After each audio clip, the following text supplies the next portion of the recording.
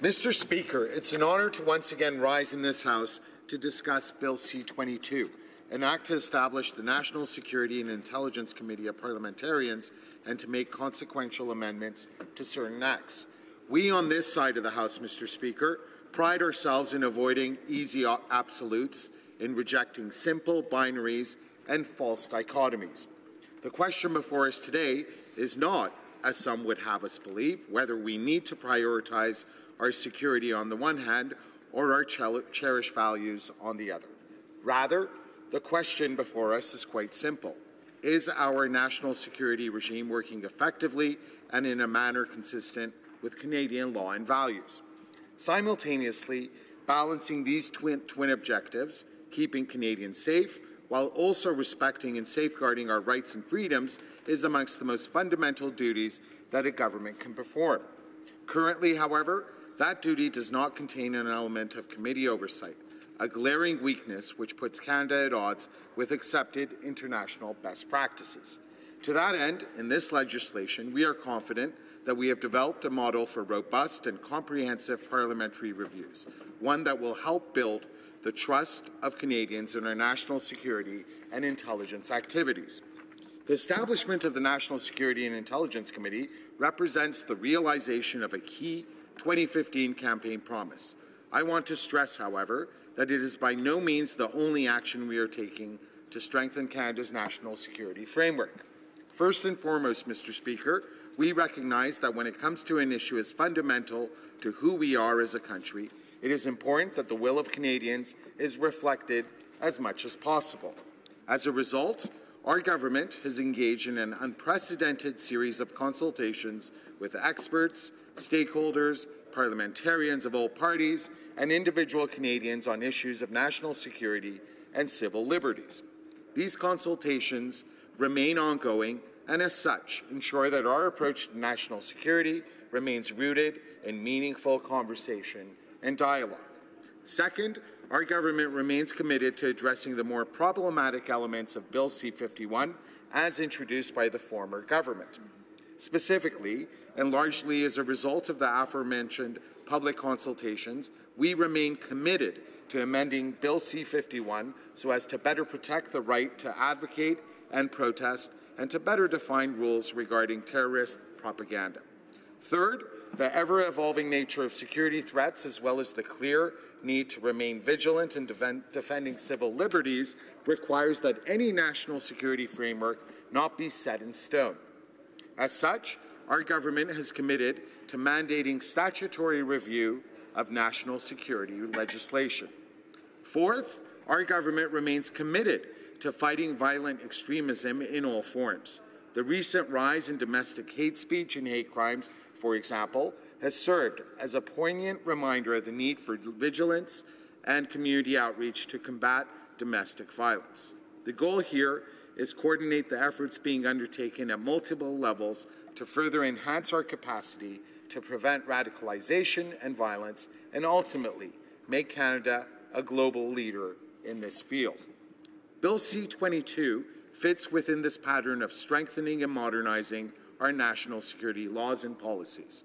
As members have already heard, this bill will establish the National Security and Intelligence Committee, a body comprised of parliamentarians from across parties to scrutinize all of the national security and intelligence operations of the Government of Canada. Given that there are more than 20 departments and agencies within the Government of Canada who carry out national security-related functions, it cannot be overstated how important this initiative actually is.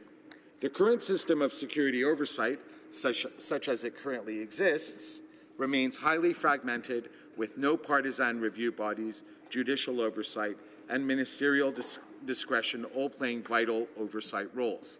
While these existing mechanisms will remain independent, untouched, and in place, the creation of a permanent committee will allow for a more comprehensive and reactive security oversight framework. As such, the committee's mandate will be necessarily wide-ranging. It will look at not only the legislative, regulatory, administrative, and financial aspects of national security and intelligence, but also the operations and activities that departments and agencies of the federal government undertake in the name of national security. To carry out this vital role, committee members will be given broad access to classified information with appropriate safeguards and exceptions, as well as leeway to re-examine matters they deem worthy of examination.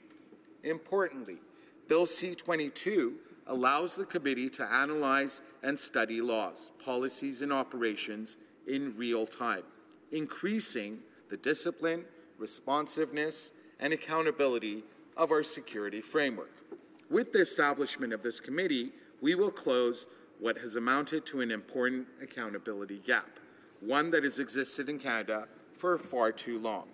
It will also allow Canada to at long last count itself among its Five Eyes partners and other Western countries who have long had parliamentary review of national security and intelligence activities. Clearly, this represents an extraordinary responsibility and, as a result, requires checks and balances. I believe that the safeguards embedded in Bill C-22 strike this balance. Furthermore, I believe that an already strong piece of legislation has been generally strengthened by the exemplary work done at the committee stage. It is important, Mr. Speaker, to reiterate that the government has accepted the vast majority of amendments put forward by the Public Safety Committee. In particular, members will recall that the second reading version of the bill said that the new committee could not have access to information about ongoing defence intelligence activities, privileged information under the Investment Canada Act, and certain information collected by the Financial Transactions and Reports Analysis Centre of Canada. The Public Safety Committee, wisely in my opinion, recommended amendments giving the new committee access to this information. The bill is stronger as a result, and I'd like to thank the committee members and expert witnesses for all their hard work. I also believe that this legislation has been strengthened by the additional report stage amendments introduced by the Government House Leader. In particular, by further amending Clause 14 of the bill, the government has reinstalled important safeguards designed to protect vulnerable intelligence sources and reduce the risk of political interference in security operations. Finally, the restoration of Clause 16 of Bill C-22 realigns Canada's security framework with similar provisions in place amongst our Five Eyes allies. Mr. Speaker, let me end my remarks by getting back to where I started. It is vital that this esteemed institution has a clear view into the national security and intelligence functions of the federal government. By establishing the National Security and Intelligence Committee of Parliamentarians, we will finally open that window, and we will do it responsibly. This initiative will serve Canadians and our democracy well. I therefore call on all members for their support tonight. Thank you, Mr. Speaker.